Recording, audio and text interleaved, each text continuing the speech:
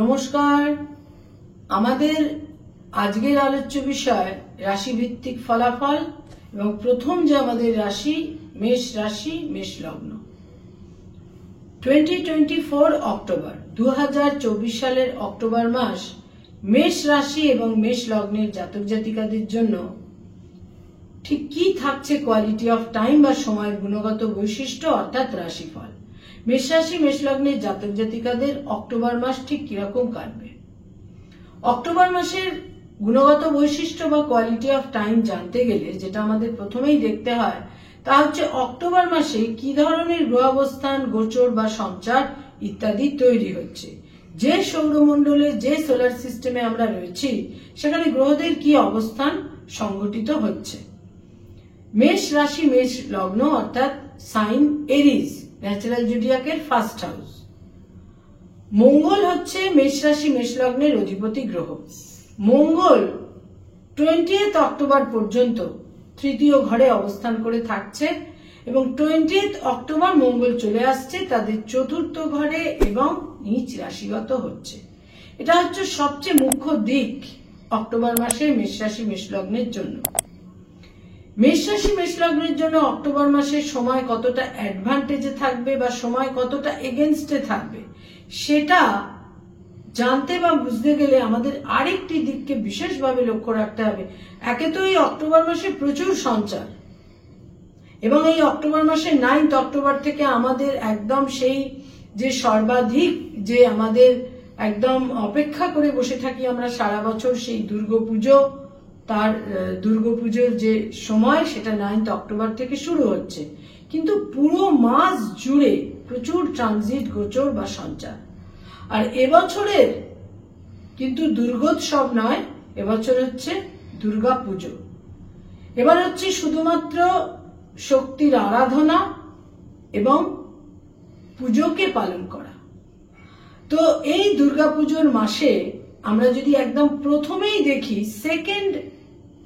Second October একটি সূর্যগ্রহণ সংগঠিত হবে।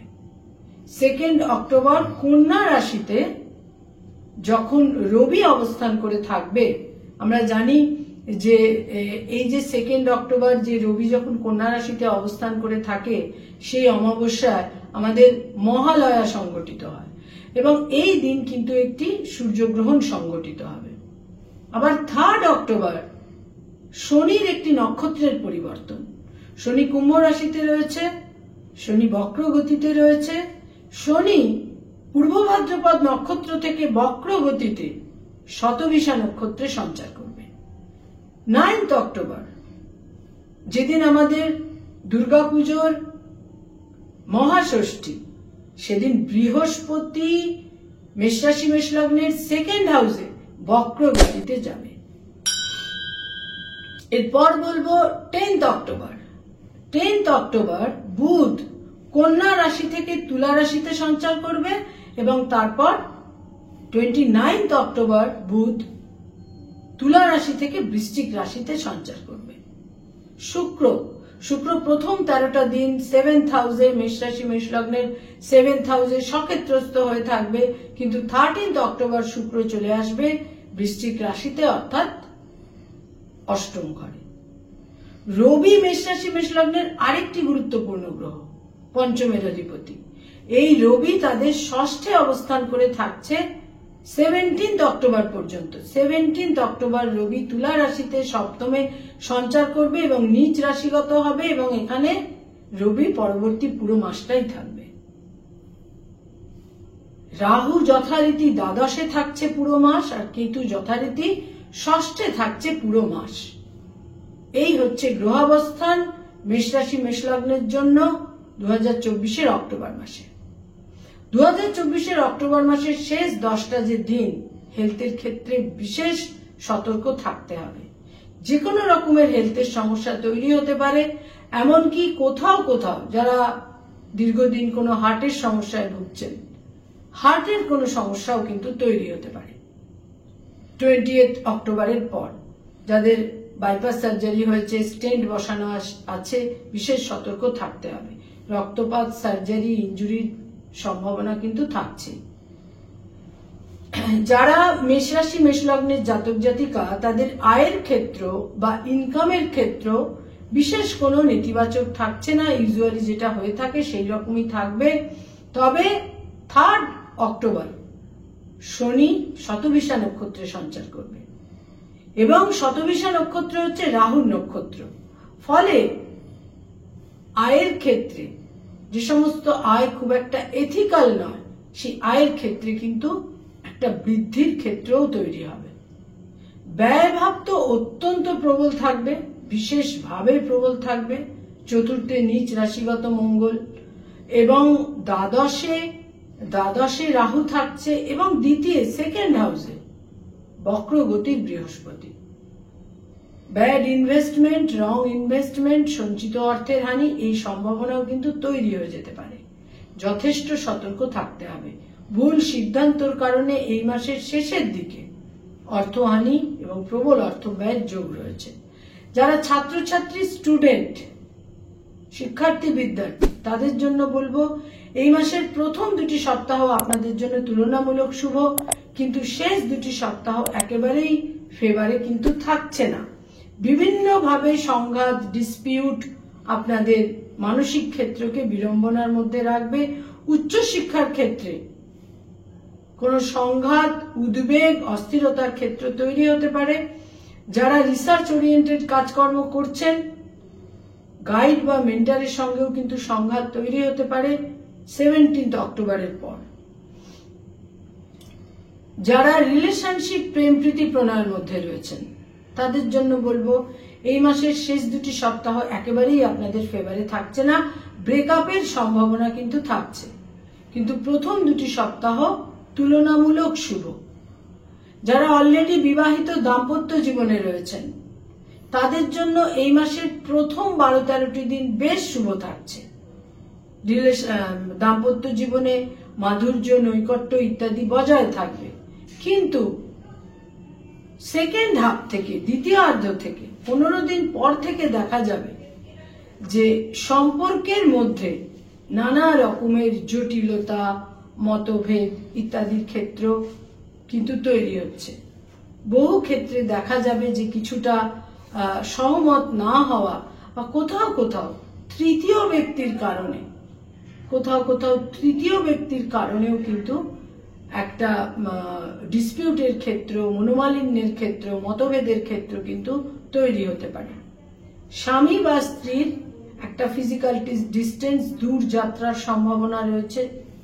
হাজবেন্ড বা ওয়াইফের কিছুটা হেলথের সমস্যাও কিন্তু তৈরি হতে পারে, বিশেষ করে চোখের সমস্যা বা যারা ডায়াবেটিক, এই ধরনের সমস্যাও কিন্তু তৈরি হতে পারে।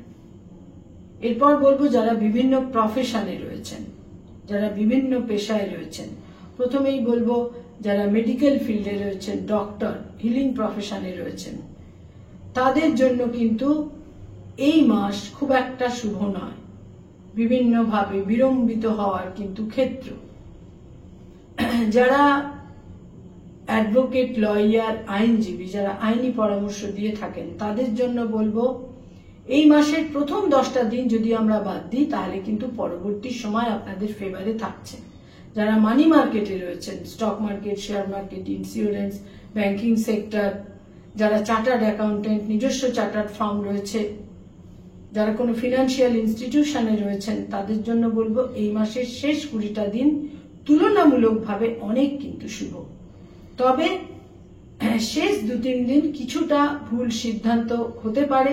এবং যারা ইনভেস্টমেন্টের কাজ করিয়ে থাকেন, যারা কোনোভাবে ইনভেস্টমেন্টের কাজ করিয়ে থাকেন এজেন্ট হিসেবে, তাদের কিন্তু এই মাসের শেষ 2-3 দিন যথেষ্ট সতর্কতার মধ্যে থাকতে হবে।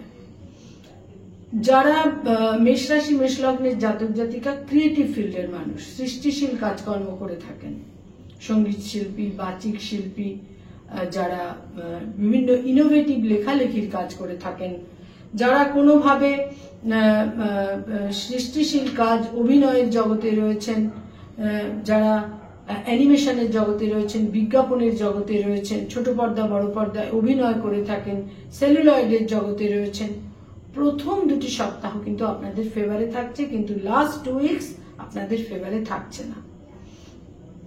নানাভাবে কিছু যোগাযোগের মাধ্যমে বিড়ম্বনার ক্ষেত্র কিন্তু তৈরি হতে পারে। যারা সরকারি চাকরি করেন, গভর্নমেন্টের সঙ্গে কানেক্টেড হয়ে কাজকর্ম করেন, এই মাস আপনাদের ফেভারে থাকছে না। প্রচুর জটিলতা, বিরোধিতা ইত্যাদি কিন্তু তৈরি হতে পারে। ভিজিলেন্স, আইনি সমস্যা ইত্যাদি তৈরি হতে পারে। বসের সঙ্গে কোনো মতভেদ ইত্যাদির ক্ষেত্রেও কিন্তু তৈরি হতে পারে।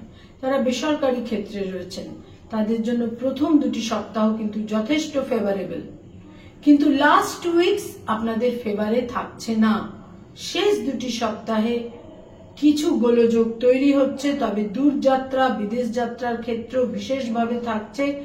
এবং 10th অক্টোবরের পর থেকে যারা বেসরকারি ক্ষেত্রে রয়েছেন, 10th অক্টোবরের পর থেকে যোগাযোগের মাধ্যমে কিছু অ্যাচিভমেন্টের ক্ষেত্রে অতি অবশ্যই থাকছে।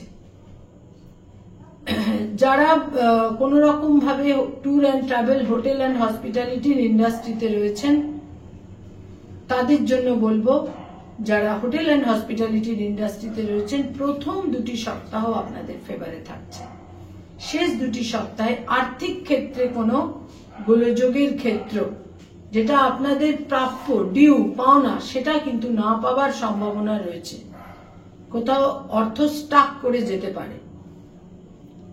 যারা মেষরাশি মেষলগ্নের জাতক জাতিকা এই সময়কালে কোনো স্থাবর সম্পত্তি ক্রয় করতে চাইছেন, পজিশন নিতে চাইছেন, এই মাসের প্রথম 20টা দিন ফেভারে থাকলেও লাস্ট 10 ডেজ একেবারেই ফেভারে থাকছে না। যারা কোনো স্থাবর সম্পত্তি বিক্রয় করতে চাইছেন সেখানেও লাস্ট 10 ডেজ আপনাদের ফেভারে থাকছে না। যারা পেরেন্টস, পিতামাতা, তাদের জন্য বলবো এই মাস কিন্তু সন্তানের ক্ষেত্রে শুভ নয়।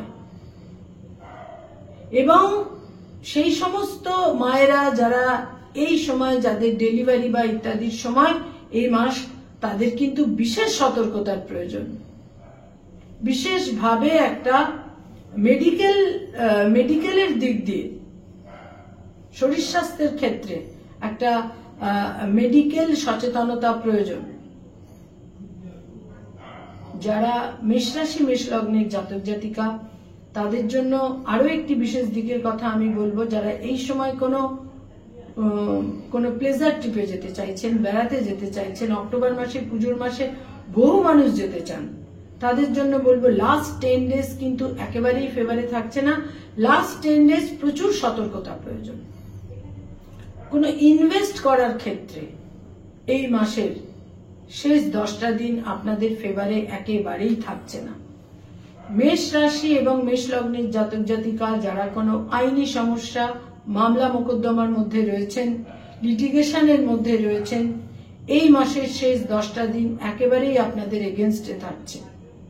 এবং 17ই অক্টোবর থেকে আমি বলবো যে পুরো মাসটাই সার্বিকভাবে কিন্তু অনেক সতর্কতা এবং সচেতনতা বিশেষভাবে আপনাদের প্রয়োজন। মেষ রাশি মেষ লগ্নের জাতক জাতিকাদের জন্য এই মাসে, এই অক্টোবর মাসে কতগুলো রং বা কালার আপনাদের বিভিন্নভাবে ফেভার এনে দিতে পারে।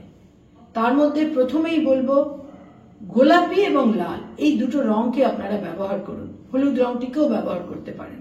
গোলাপি, লাল এবং হলুদ, ইয়েলো, পিঙ্ক এবং রেড, এই রংগুলো আপনাদের বিভিন্নভাবে প্রোটেক্ট করবে।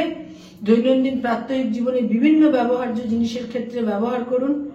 তবে ব্ল্যাক এবং ডার্ক ব্লু, এই দুটো রংকে আপনারা পরিহার করে চলুন, এড়িয়ে চলুন। কয়েকটি ডেট খুব গুরুত্বপূর্ণ হতে চলেছে।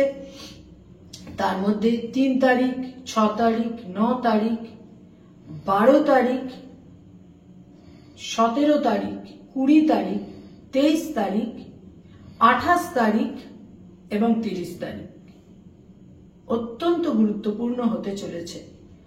লাস্ট 10 ডেজ বা 17ই অক্টোবর থেকে পুরো মাসটাই কিন্তু মেষ রাশি মেষ লগ্নের জাতক জাতিকাদের সর্বক্ষেত্রে সতর্কতা এবং সচেতনতা বিশেষভাবে কিন্তু প্রয়োজন। এর সঙ্গে আরো একটি দিকের কথা বলবো, যারা ব্যবসা বাণিজ্য করেন এই মাসের শেষ 10টা দিন অত্যন্ত সতর্কতা আপনাদের প্রয়োজন। নমস্কার।